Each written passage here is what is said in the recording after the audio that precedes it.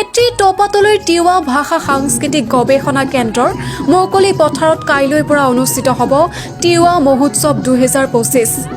সদৌ তিৱা কামৰূপ মহানগৰ জিলা ছাত্ৰ সন্থা আৰু তিৱা মহোৎসৱ পৰিচালনা সমিতিৰ উদ্যোগত 24 মাৰ্চৰ পৰা 30 মাৰ্চলৈ অনুষ্ঠিত হ'ব এই মহোৎসৱটি। ইতিমধ্যে মহোৎসৱৰ প্ৰস্তুতি প্ৰায় শেষ হৈছে। তিৱাসকলৰ পৰম্পৰাগত নৃত্য গীতেৰে মুখৰিত হৈ পৰিছে মহোৎসৱস্থলী। প্ৰাকৃতিক পৰিৱেশৰ মাজত হ'বলগীয়া এই মহোৎসৱস্থলীত উদ্ভাসিত হ'ব জনগোষ্ঠীটোৰ কলা সংস্কৃতি।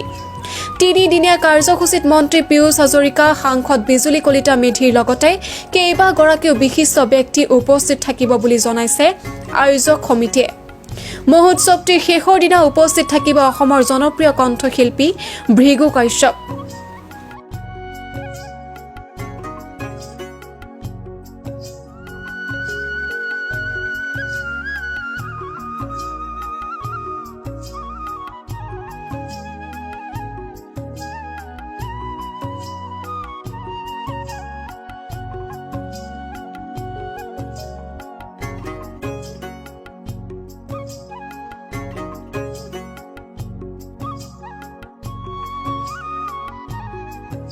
হয়, অহাকালি আমাৰ তিৱা মহোৎসৱ 2025 বৰ্ষৰ প্ৰথম আমাৰ কাৰ্যসূচী আছে।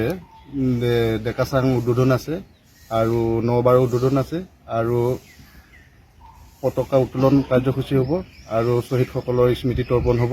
লগতে অহাকালি গুৱাহাটী সংসদৰ সংসদ বিজুলী মেধি কলিতা ডাঙৰীয়ানী থাকিব। লগতে বিশিষ্ট অতিথি কিছুমান থাকিব আৰু দ্বিতীয় দিনা কাৰ্যসূচী আছে আমাৰ তিৱা জাতিৰ ভাষাৰ ওপৰত এটা আলোচনা চক্ৰ আছে। তিৱা বুদ্ধিজীৱীসকল থাকিব, তিৱা সাহিত্যিকসকল থাকিব আৰু তিৱা ৰাইজ থাকিব। গতিকে তৃতীয় দিনাখন আমাৰ কাৰ্যসূচী আকৰ্ষণীয় কাৰ্যসূচী থাকিব। ভৃগু কাশ্যপ ডাঙৰীয়া থাকিব আৰু মন্ত্ৰী পীয়ুষ হাজৰিকা ডাঙৰীয়া থাকিব আৰু যোগেন মোহন ডাঙৰীয়া থাকিব। লগতে অতুল বৰা দেৱ থাকিব।